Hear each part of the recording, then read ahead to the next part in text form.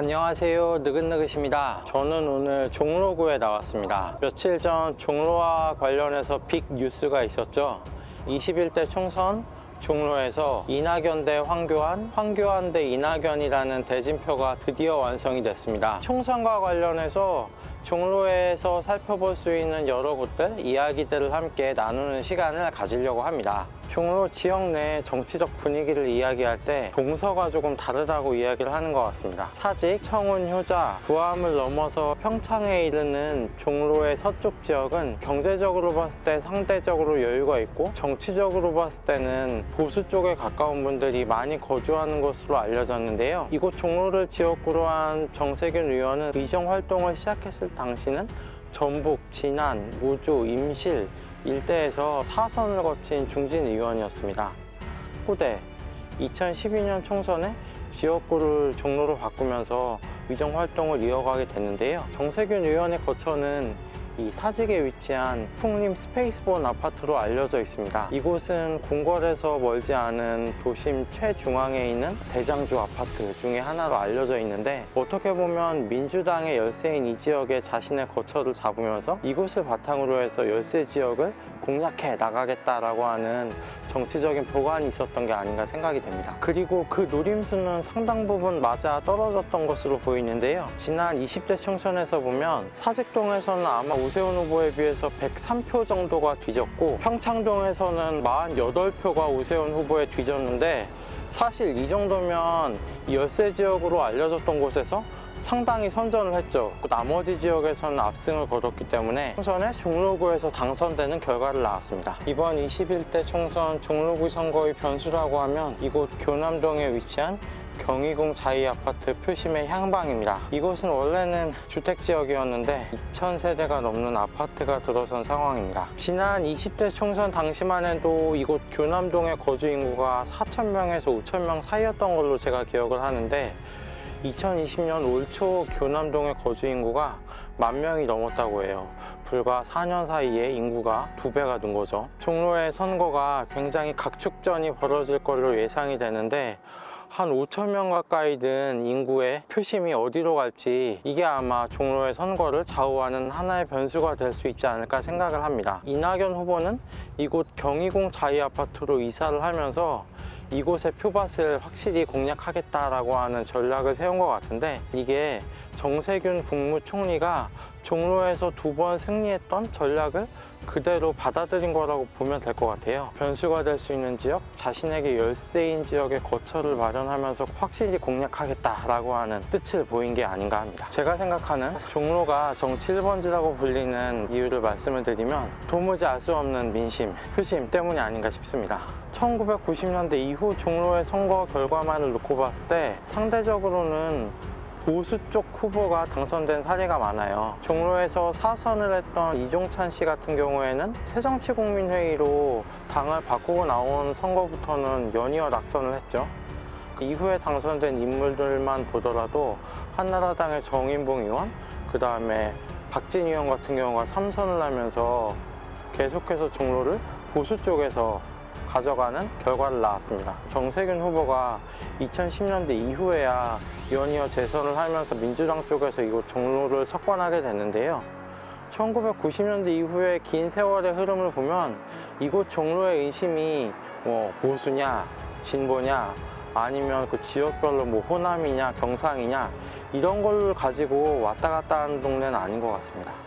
그러니까 종로는 어느 당의 텃밭이라고 부를 수가 없는 동네죠. 그래서 종로에서의 선거 결과를 통해서 민심과 표심이 어디로 가고 있다를 알아볼 수 있는 바로미터가 되기 때문에 이곳 종로를 정치 1번지라고 부르는 게 아닌가 싶습니다.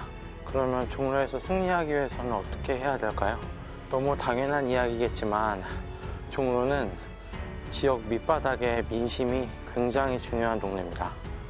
지난 선거의 결과를 놓고 봤을 때 18대 총선에서 당시 재선 의원이었던 한나라당 박진 의원과 통합민주당의 대표였던 손학규 씨가 이곳 종로에서 맞붙었는데, 그 중량감에 있어서야 손학규 후보가 박진 의원을 전혀 뒤질 게 없고 어떻게 보면 좀 더 높다고도 할 수 있는데, 지역 인심을 탄탄히 다져놓은 박진 의원에게 패배를 하고 말죠.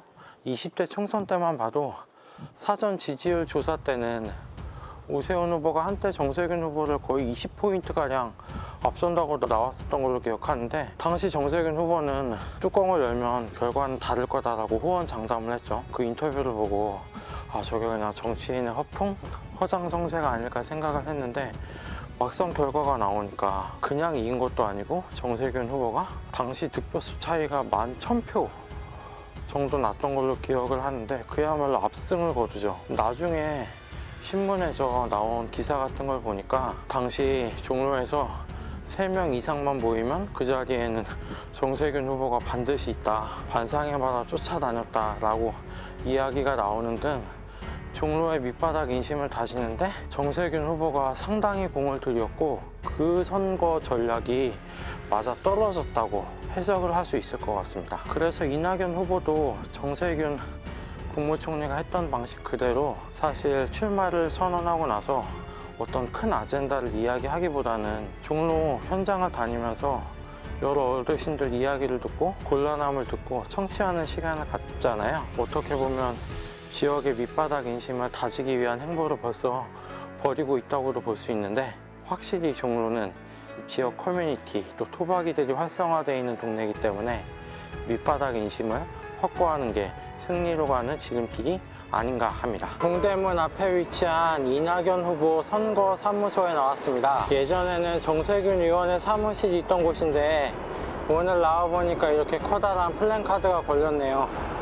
예비 후보로 등록하고 나서 정세균 의원의 사무소를 인계받아가지고 이쪽에 선거 사무실을 차리나 봅니다. 이낙연 후보는 국무총리직의 원만한 수행으로 인해서 높아진 지지율과 또 정세균 의원이 10여 년 가까이 종로에 다져놓은 조직 등을 활용해서 종로 선거에서 몇 발자국 이상은 앞서가고 있는 걸로 보이는데요.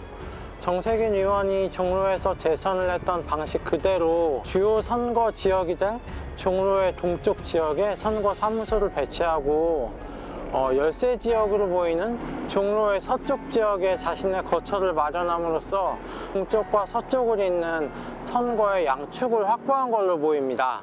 낙산공원 정상에 올라왔습니다. 21대 총선 종로 지역구의 향배를 결정할 이 종로 동쪽이 한눈에 다 내려다 보이는 곳인데요. 지금 내려다 보이는 창신동 일대에서 20대 총선 당시 정세균 후보가 오세훈 후보에 비해서 2,500표가량을 앞섰거든요. 그리고 해화동에서도 2,000표 이상을 얻었고, 이화 숭인 일대에서도 1,000여 표가량을 더 얻으면서 종로 동쪽에서 압도적으로 승리를 거두게 됩니다.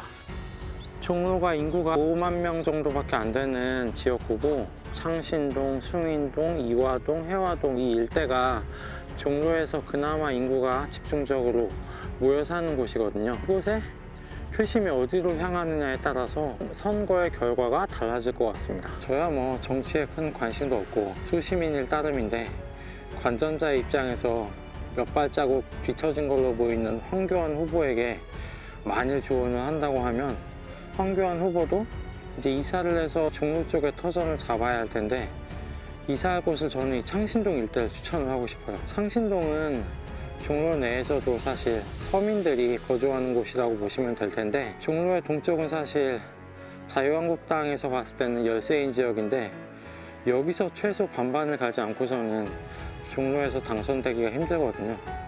그러니까 뭐 어떻게 보면 누군가는 쇼라고도 할 수도 있고 보여주기라고도 할 수 있겠지만, 종로에서 서민들이 주로 거주하는 창신동에 자신의 거처를 마련해서 보여주기라도 확실히 하는 게 선거 전략에 도움이 되지 않을까 저는 생각을 합니다.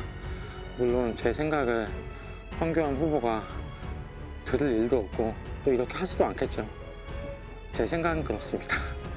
차기 대선 후보로 손꼽히는 정치인이 총선에서 이렇게 맞붙는 경우가 사실은 흔치 않은 사례고, 정치 1번지라고 부르는 종로이기 때문에 가능한 게 아닌가 생각을 하고, 반대로 생각하면 차기 대선 후보인 두 사람이 총선에서 맞붙는 곳이 종로이기 때문에 기존에 가져왔던 정치 1번지로서의 위상이 이번 선거를 통해서 더 높아지지 않을까 생각을 합니다. 깨끗하고 공정한 선거가 이루어졌으면 좋겠고, 종로의 발전, 또 서울의 발전, 나아가서 대한민국의 발전의 밑거름이 되는 선거가 이곳 종로에서 치러졌으면 하는 바람입니다. 오늘 영상은 이것으로 마치겠습니다. 시청해주셔서 감사합니다. 끝.